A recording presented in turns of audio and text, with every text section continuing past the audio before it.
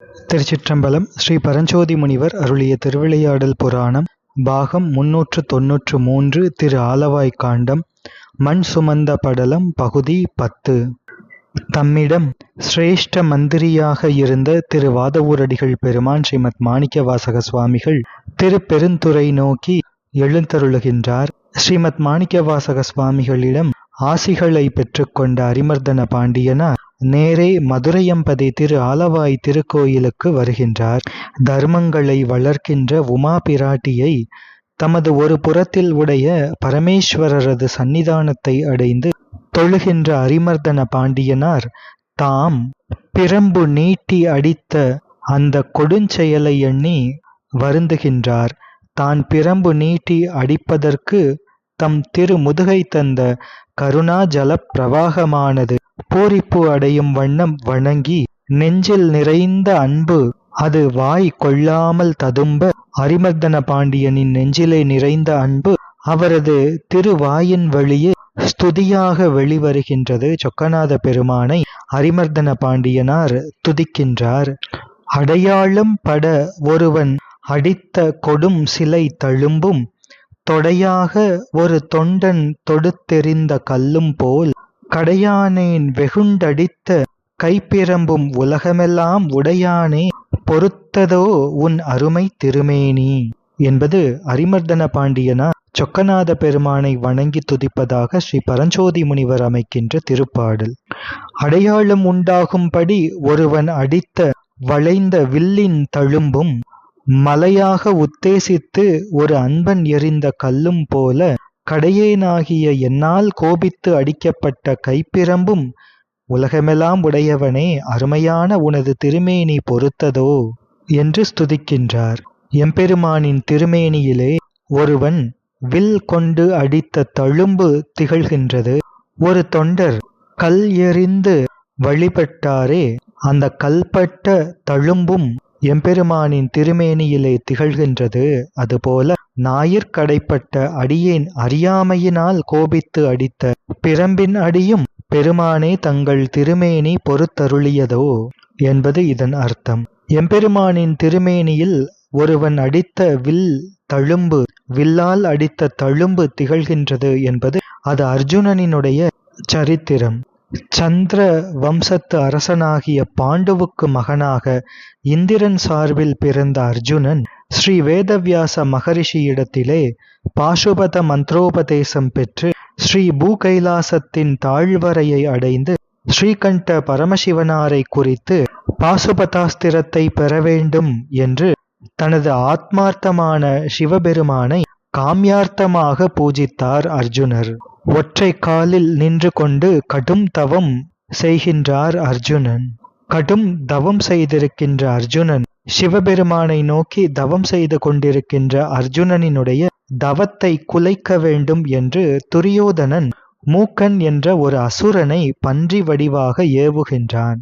சிவபெருமான் அர்ஜுனன் தபஸ்க்கு கருணை கூர்ந்து அர்ஜுனன் தவத்திற்கு அருள வேண்டும் என்று ஒரு கிராத திருவடிவம் கொண்டு வேடுவர் திருவடிவம் கொண்டு எழுந்தருளி அர்ஜுனனை தாக்க வந்த பன்றியை கிராத திருவேடம் கொண்டு வந்த எம்பெருமான் அந்த பன்றியை தம்முடைய கணையால் அடித்தார்.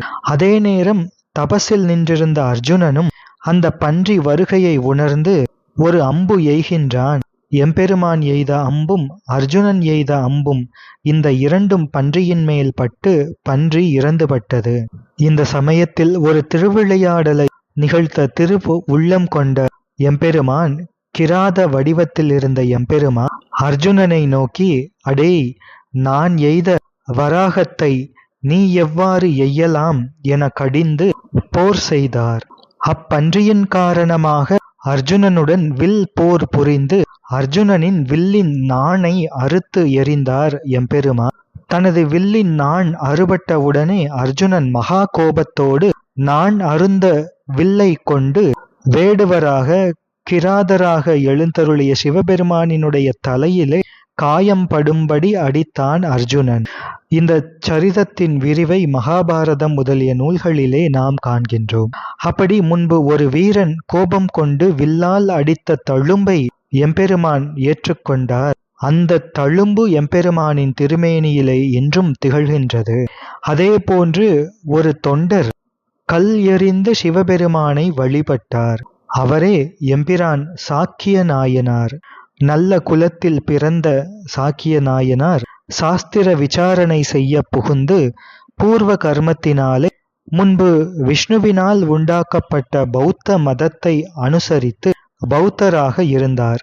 சில காலம் கழித்து அவருக்கு பௌத்த ஆச்சாரம் சிறந்ததாக தோன்றவில்லை. அதனால் வேறு பல மதநூல்களையும் ஆராய புகுந்தார் எம்பிரான் சாக்கிய நாயனார். அப்படி ஆராய்ந்ததில் அவருக்கு சைவ சமயமானது வெகு நல்ல சமயம் என்னும் புத்தி உண்டானது. அப்படி புத்தி உண்டாகவே சைவ சமய சாஸ்திரங்கள் கூறும் லட்சணங்களையெல்லாம் ஆராய்ந்தார். ஆராய்ந்ததில் சிவார்ச்சனை செய்ய வேண்டும் என்றும் அதுவும் மானச பூஜையுடன் செய்ய வேண்டும் என்றும் அறிந்து கொண்டார். ஆனால் தாம் அநேக காலம் பௌத்தராக இருந்தமையினாலே திடீரென்று அம்மதத்திலிருந்து வேறுபடுவதற்கு முடியாமல் இருந்த சூழ்நிலை காரணமாக வெளியே பௌத்த வேஷம் தரித்திருந்தாலும் உள்ளே சிவத்தியானம் செய்து வந்தார். இப்படி நெடுநாட்கள் செய்து வர ஒரு நாள் அவர் ஓர் இடத்திற்கு நடந்து சென்று கொண்டிருக்கும் போது ஒரு மைதானத்தில் வெட்ட வெளியில் பூஜை செய்யப்படாத சிவலிங்கம் ஒன்று இருப்பதை கண்டார். அதிக மோகத்தோடு தமது நாயகனை எதிரில் கண்ட நாயகியைப் போல பிரக்ஞை தவறி இன்னது செய்வது என்று தெரியாமல் தத்போதம் முழுவதும் சிவபோதத்திலே அழுந்தி இருக்க தாம் இன்னது செய்கின்றோம் என்று தெரியாமல் அருகில் கிடந்த ஒரு கல்லை எடுத்து வீசி அந்த லிங்கத்தின் மீது எறிந்தார். எறிந்த கணத்தில் அவருக்கு சுயபோதம் மறுபடியும் மீண்டது. அச்சோ, என்ன செய்துவிட்டோம் என்று பரிதபித்தார்.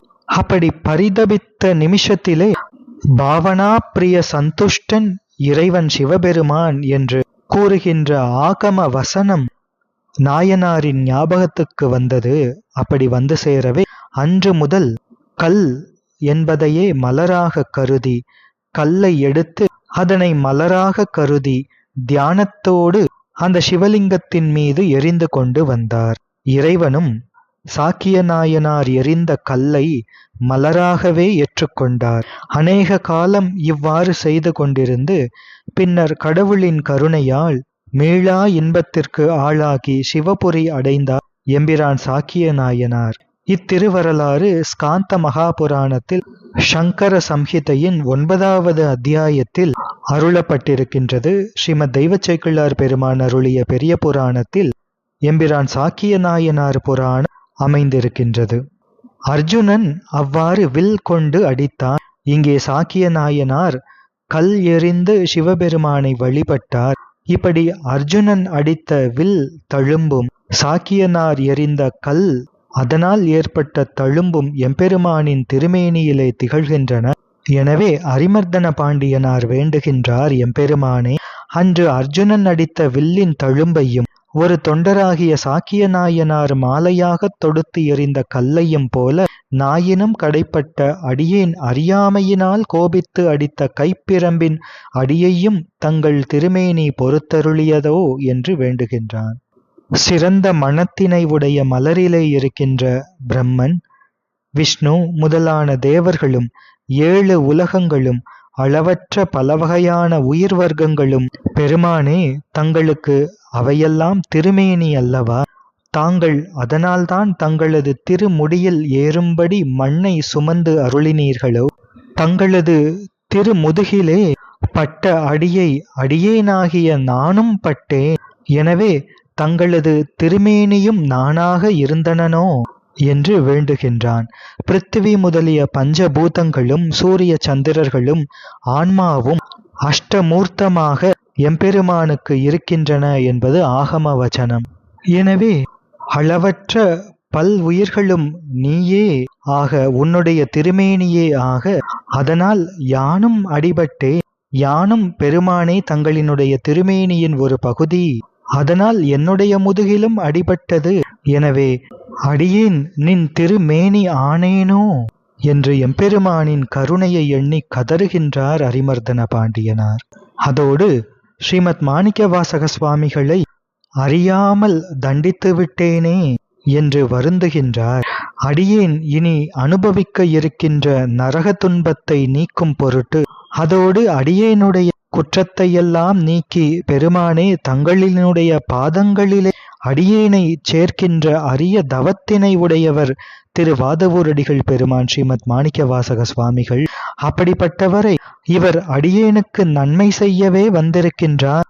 நலத்திலெல்லாம் மிகச்சிறந்த நலமான முக்தி நலத்தை அடியேனுக்கு அருள வந்திருக்கின்றார் என்பது தெரியாமல் முதலிலே அவரை தண்டித்து அவமரியாதை செய்துவிட்டேனே என்று வருந்துகின்றான். கசப்பினை உடைய மருந்து அது இனிய சுவையை பின்னே காட்டும் தன்மை உடையது. நிலவேம்பு முதலியவைகளை கலந்து செய்வதினாலே மருந்தானது அதனை உட்கொள்ளும் போது கசப்பாக இருக்கும். அதே மருந்து உண்டபின் உடம்பிலே ஊறினால் அது அதிக குணத்தை காட்டும். ஸ்ரீமத் மாணிக்கவாசக சுவாமிகளும் அடியேனின் பிறவி நோய்க்கு மருந்தாக எழுந்தருளியவர். இதனை உனக்கு மருந்து அவர் என்று உணராமல் ஒருத்தேனே என்று திருப்பாடலிலே ஸ்ரீ பரஞ்சோதி முனிவர் அமைக்கின்றார். அப்படி அடியேனுடைய பிறவி நோய்க்கு மருந்தாக வந்தவர் ஸ்ரீமத் மாணிக்கவாசக சுவாமிகள். திரு வாதவூரடிகள் பெருமான் அமைச்சராக இருந்து என்னுடைய திரவியத்தை, என்னுடைய பொருள்களை எடுத்து சிவபுண்ணியத்திற்கு செலவு செய்தபோது அதை அறிந்து நான் கஷ்டப்பட்டேன். ஆனால் அந்த சிவபுண்ணிய செலவு என்பதனையே வியாஜமாக வைத்து அடியேனுக்கு எம்பெருமான் ஸ்ரீமத் மாணிக்கவாசக சுவாமிகள் முக்திப்பேற்றையே அருளினார் என்பதை உணர்ந்து கொள்ளாமல் அவரை தண்டித்து விட்டேனே. முதலில் கசக்கும் மருந்து பின்னர் நோயாளிக்கு இன்பம் தருவது போல, நரகில் அழுந்தும் துன்ப நோயை களைவதற்காக எழுந்தருளிய ஸ்ரீமத் மாணிக்கவாசக சுவாமிகள் அடியேனுடைய அந்த நோயை களைந்து திருவடி இன்பம் தருவதற்கு முன்னர் எனக்கு வெறுப்பு விளைவுக்கும் மருந்தாய் நின்றார். அப்படிப்பட்ட ஸ்ரீமத் மாணிக்கவாசக சுவாமிகளே இன்று தங்களின் இணையடியை அடியேனுக்கு தந்தருளினார். மருந்தின் மான்மியத்தை சிறிதும் உணராது இகழ்ந்தேனே என்று வருந்துகின்றான்.